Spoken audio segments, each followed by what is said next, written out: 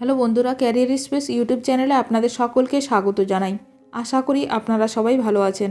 আজকে এই মুহূর্তে শিক্ষক নিয়োগ সংক্রান্ত যে সবচেয়ে গুরুত্বপূর্ণ আপডেট উঠে এসেছে, বিস্তারিত সেই সম্পর্কে আলোচনা করব। তাই ভিডিওটি অবশ্যই শেষ পর্যন্ত দেখবেন নিয়োগ সংক্রান্ত অনেক নতুন নতুন আপডেট পাওয়ার জন্য। বন্ধুরা, শিক্ষা সংক্রান্ত ও চাকরি সংক্রান্ত সমস্ত রকমের লেটেস্ট আপডেট আপনারা এই চ্যানেলে পাবেন। তাই চ্যানেলটি এখনই সাবস্ক্রাইব করে রাখবেন এবং পাশে থাকা বেল আইকনটিকে অবশ্যই প্রেস করে রাখবেন পরবর্তী সমস্ত রকম লেটেস্ট আপডেটগুলো সবার আগে পাওয়ার জন্য। টুয়েলভ 5 লাখ, উচ্চ প্রাথমিক 5 লাখ, বিএড কলেজ এনওসি, দেখে নিন চাকরি বিক্রির রেট চার্ট।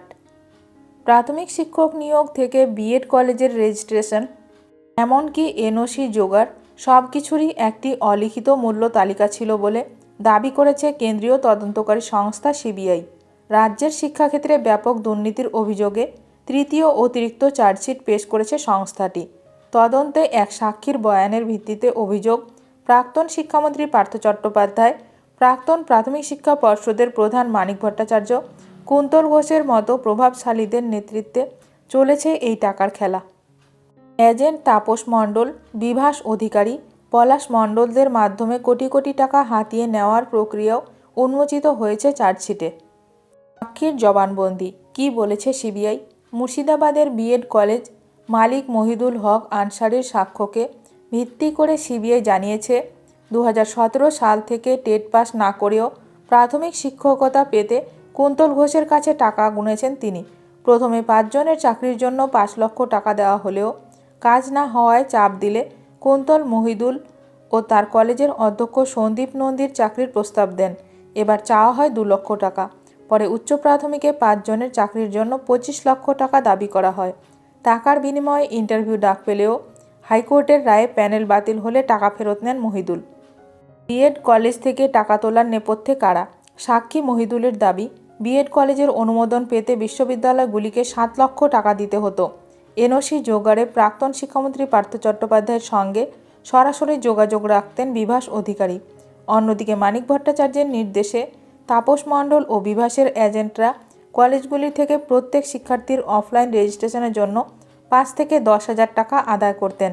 ইচ্ছাকৃতভাবে অনলাইন পোর্টাল বিকল রেখে এই দুর্নীতি চালানো হতো বলে অভিযোগ।